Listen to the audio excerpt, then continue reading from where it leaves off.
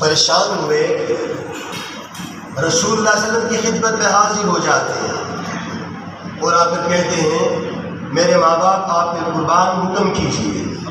تو آپ صلی اللہ علیہ وسلم نے فرمایا تمہارا مسئلہ بعد میں حل کروں گا، پہلے تم یہ بتاؤ کہ تم میرے پاس آتے ہوئے کیا سوچ رہے تھے.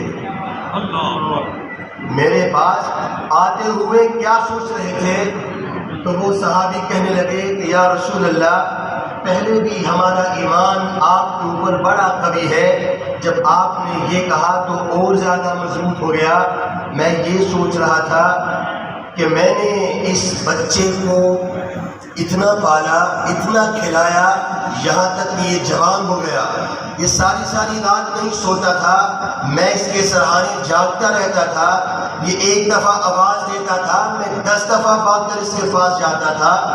میں نے نہ دھوپ دیکھی نہ چھاؤں، میں نے تو کچھ نہیں دیکھا. میں نے سب کچھ اس کے لیے کمایا، یہاں تک اس کی شادی کر دی. جب یہ کمانے لگا تو آج اگر میں نے اس کے مال میں سے خرچ کر لیا تو یہ شکایت دے کر آپ کے پاس آ گیا یا رسول اللہ میں یہ سوچ رہا تھا. آپ صلی اللہ علیہ وسلم اس کی بات سن رہے ہیں اور رو رہے ہیں. تو روایت میں آتا ہے کہ آپ صلی اللہ علیہ وسلم نے اپنے اس صحابی کا گریبان پکڑا اور جھنجھوڑا پکڑ کر اور اپنی طرف کھینچا اور کہا کہ یاد رکھو تم اور تمہارا مال اور تم دونوں تمہارے باپ کا ہے. وہ جب چاہے جیسے چاہے جہاں چاہے خرچ کرے، تمہیں اس کی اجازت نہیں کہ تم اس کو روکو. تو جب اللہ تعالیٰ نے ماں باپ کو حاکم بنا کر بھیجا ہے تو ہمیں چاہیے کہ ہم ان ہستیوں کو اپنے اوپر حاکم ہی رکھیں، ہم انہیں فقیر نہ بنائیں. جب باپ دنیا سے جاتا ہے تو یقین مانے سب کچھ ساتھ لے جاتا ہے. آج پوچھئے بے شک حقیقی باپ نہیں تھے بھائی مرتضیٰ کے، لیکن انہوں نے باپ سے بڑھ کر اس شخص کی خدمت کی ہے، جس کی جزا تو اللہ تعالیٰ انہیں دے گا. اور بھائی شفیق انہوں نے اپنے اس بھائی کی اپنے سے بڑھ کر اس کی خدمت کی جیسے والد کی جاتی ہے. بڑی اچھی انہوں نے زندگی گزاری. آج ان کے لیے، ان کی تعزیت کے لیے ہم لوگ یہاں جمع ہیں. میں خاص کر نوجوانوں سے یہ کہوں گا اپنی بات کہ آج ہمارے ماں باپ ہمارے سروں پہ ہیں، جن کے والدین ان کے سروں پہ ہیں، یقین مانیے وہ اپنے آپ کو امیر زادے سمجھیں. وہ غریب ہو ہی نہیں سکتے. وہ غریب نہیں ہیں، وہ امیر ہیں. میری دعا قبول ہوگی کہ نہیں ہوگی مجھے کوئی پتہ نہیں، میں کوئی گارنٹی کے ساتھ نہیں کہتا. میں مولانا صاحب سے کہتا ہوں کہ میرے لیے دعا فرمائیں، یہ ایک ولی اللہ کے بیٹے ہیں، مجھے کوئی گارنٹی نہیں کہ ان کی دعا قبول ہوگی کہ نہیں ہوگی. میں وقت کے عبد القادر جیلانی کے پاس جاتا ہوں اور جا کر ان سے کہتا ہوں کہ شاہ جی میرے لیے دعا کریں، میرا فلاں مسئلہ ہے. تو کوئی گارنٹی نہیں کہ عبد القادر جیلانی کی دعا میرے حق میں قبول ہوگی کہ نہیں ہوگی، لیکن اس بات کی گارنٹی موجود ہے کہ میرے باپ کی اور میری ماں کی دعا میرے حق میں ضرور قبول ہوگی. اس بات کی گارنٹی ہے. اس کے لیے باپ کا حافظ ہونا، باپ کا مولوی ہونا، باپ کا نیک ہونا ضروری نہیں، باپ کا باپ ہونا ضروری ہے. بس وہ باپ ہے جیسا بھی ہے. جب آقا نے کہہ دیا کہ وہ ظالم ہے، جتنا مرضی ظالم ہے، چاہے وہ شرابی ہے، چاہے وہ زانی ہے، کچھ بھی ہے، تمہارا باپ ہے میاں، اب وہ تمہارے حق میں بد دعا کرے گا تو وہ بھی فوراً سے پہلے قبول ہوگی، دعا کرے گا تو وہ بھی فوراً سے پہلے قبول ہوگی. ایک بزرگ کے پاس، ایک اللہ والے کے پاس ایک شخص دعا کے لیے جاتے ہیں. انڈیا کے ایک بزرگ ہیں، ان کے پاس بڑا سفر کر کے دلی میں جاتے ہیں اور جا کر دعا کی درخواست کرتے ہیں. بزرگ فرماتے ہیں کہ میاں کہاں سے آئے ہو؟ کہا 2 دن کا سفر کر کے آپ کے پاس پہنچا ہوں. کس لیے پہنچے ہو؟ کہا بزرگوں آپ سے دعا کروانے. پوچھنے لگے کہ تمہارے گھر میں ماں باپ ہیں؟ کہا باپ تو فوت ہو گئے، ماں ہے بوڑھی ہے. کہا کہ افسوس تم نے اپنا سفر ضائع کر دیا.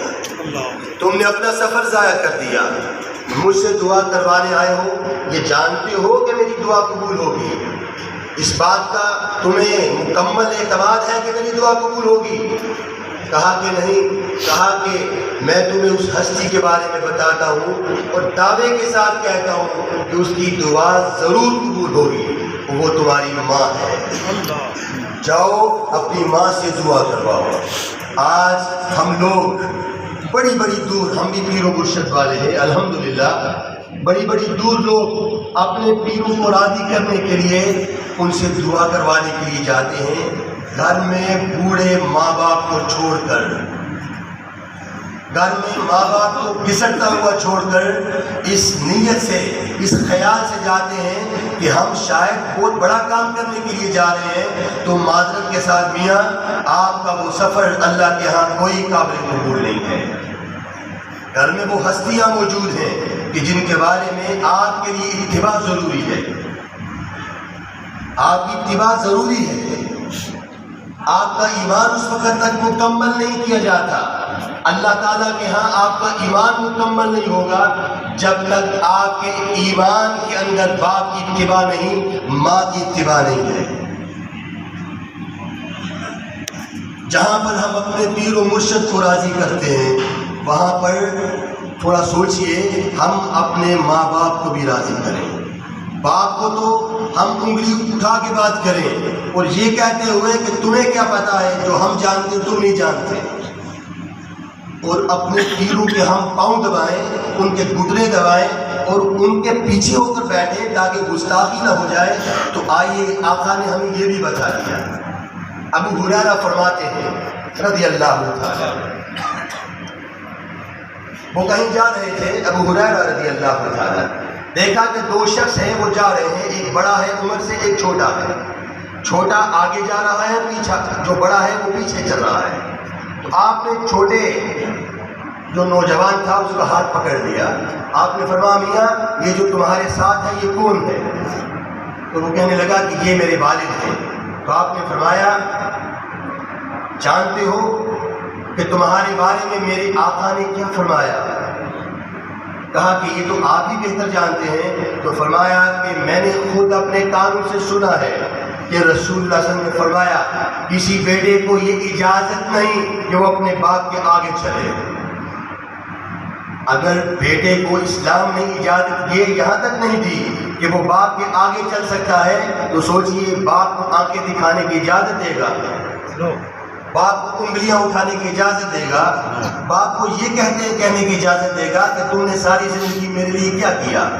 آج اگر میں چودھری صاحب ہوں، آج میں ممبر میں بیٹھ کے بات کر رہا ہوں، یہ میرا کمال نہیں، یہ میرے باپ کا کمال ہے۔ آج اگر مجھے کوئی چودھری صاحب کہہ رہا ہے تو میں چودھری صاحب بعد میں بناؤں، پہلے میرے ابا جان چودھری صاحب تھے۔ تو یہ اصول اسلام کا ہمیں سب سے پہلے سیکھنا پڑے گا، سمجھنا پڑے گا۔ ماں باپ کا مقام بڑا اونچا مقام۔ جب ماں باپ دنیا سے چلے جاتے ہیں، ہم یہ شاید یہ سمجھتے ہیں کہ لوگوں کو جمع کر کے ہم ان کو کچھ فضائل سنا دیں اور کچھ درد بیان کر دیں، لوگوں کو کھانا کھلا دیں، اور شاید یہ سمجھ بیٹھے کہ ہم نے ماں باپ کا حق ادا کر دیا۔ فرمایا نہیں، ماں باپ کا حق کوئی ادا کر سکتا ہے اگر ایک شخص اپنے بوڑھے باپ کو، بوڑھی ماں کو اپنے کندھے کے اوپر بٹھا کے خانہ کعبہ کا حج بھی کروا دے، طواف بھی کروا دے، تو وہ یہ سمجھے کہ میں نے اس کا حق ادا کیا۔ نہیں، جب ماں نے پیدا کرتے وقت اسے جو درد اسے ہوا تھا، اس درد کا 40واں حصہ اس کا مقابلہ بھی نہیں کر سکا، تو ماں باپ کا حق کیسے بھی ادا کر سکتا ہے؟ ہمارے استاد فرمایا کرتے تھے، قاضی حمید اللہ خان رحمۃ اللہ علیہ فرماتے تھے، ایک ماں باپ کا فرض ہوتا ہے، ایک ہوتا ہے فرض۔ فرض تو بعد میں ہوتا ہے، پہلے فرض تو ادا کرو۔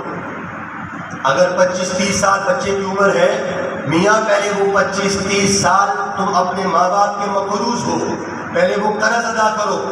جب قرض ادا ہو گیا تو پھر فرض کے بارے میں سوچنا۔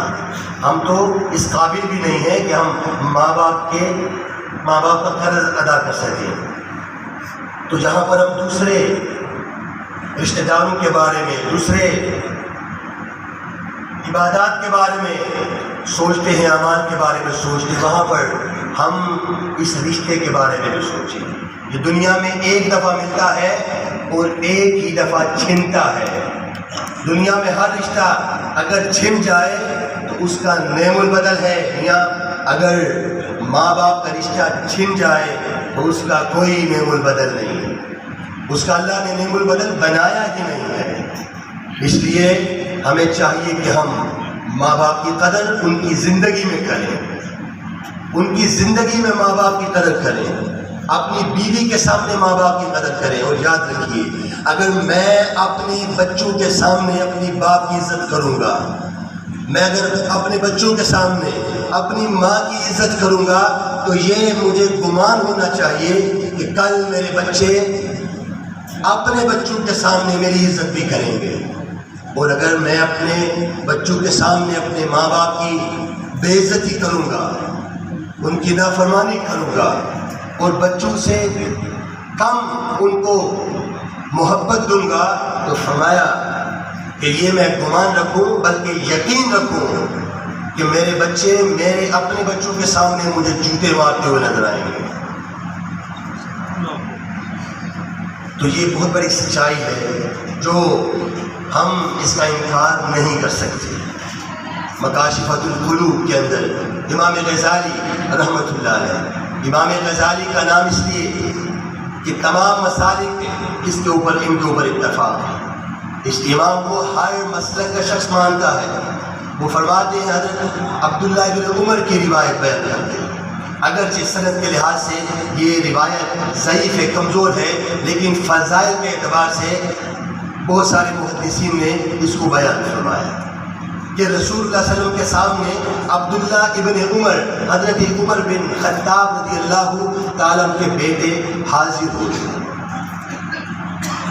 اور آ کر کہتے ہیں، یا رسول اللہ صلی اللہ علیہ وسلم، میں اپنی بیوی سے بڑی محبت کرتا ہوں اور بیوی مجھ سے بھی بڑی محبت کرتی ہے، لیکن میرے والد عمر کہتے ہیں کہ اپنی بیوی کو طلاق دے دو، یا رسول اللہ میں کیا کروں؟ اللہ کے نبی نے اپنا چہرہ دائیں طرف موڑ لیا، حضرت عبداللہ ابن عمر دائیں طرف آ جاتے، یہی جملہ دہراتے ہیں، آپ نے اپنا چہرہ بائیں جانب موڑ لیا، عبداللہ ابن عمر دوبارہ بائیں جانب آتے، صحابہ موجود ہیں، آپ صلی اللہ علیہ وسلم سے وہی الفاظ دہراتے ہیں کہ یا رسول اللہ صلی اللہ علیہ وسلم، بیوی سے بڑی محبت کرتا ہوں، بیوی بڑی تابع دار ہے، اور میں بھی بیوی سے محبت کرتا ہوں، بیوی مجھ سے کرتی ہے، لیکن میرے والد عمر کہتے ہیں اس کو طلاق دو، کیا کروں؟ تو آپ صلی اللہ علیہ وسلم نے عبداللہ ابن عمر صف اول کے صحابی نے ان کا گریبان پکڑ کر اپنی طرف کھینچا اور کہا کہ تم نہیں جانتے کہ حق کس کا ہے؟ تو یہ روتے ہوئے عبداللہ بن عمر وہاں سے اٹھے، صحابہ نے پوچھا آپ نے کیا فیصلہ کیا تھا؟ تو فرمانے لگے کہ میں نے بیوی کو طلاق دے دی تھی۔ اس کا مطلب یہ نہیں کہ ہم جا کر طلاق دے دیں، یہ فضیلت اس لیے ہے کہ باپ کا مقام اس قدر ہے کہ بیوی سے بھی زیادہ، ہر رشتے سے زیادہ ماں باپ کا مقام اونچا ہے۔ اس لیے ہمیں چاہیے کہ ہم ماں باپ کی قدر کریں، اگر وہ فوت ہو جائیں، اس دنیا سے چلے جائیں، تو پوچھا گیا پھر کیا کریں؟ کہا کہ ان کے لیے اچھا صدقہ کریں، ان کے لیے بہترین اولاد اچھا صدقہ ہے، ان کے لیے اچھے کام کریں، لوگوں کی خدمت کرتے ہیں، لوگوں کی مدد کریں، اگر ان کے ذمے امانتیں ہیں تو وہ ان کی امانتیں لوگوں تک پہنچائیں۔ یہی بہترین اولاد کا ان کے بارے میں ایک بہترین صدقہ ہے، اور ان کے ورثاء کے ساتھ، ان کے دوستوں کے ساتھ اچھے تعلقات بنا کے رکھے۔ دعا ہے کہ اللہ تبارک و تعالی ہمیں والدین کا فرما بردار اور مطیع بنائے، تابع دار بنائے، وہ جن کے والدین اس دنیا سے جا چکے، اللہ تعالیٰ ان کے اولاد کو ان کے لیے بہترین صدقہ بنائے۔ وما علینا الا البلاغ المبین۔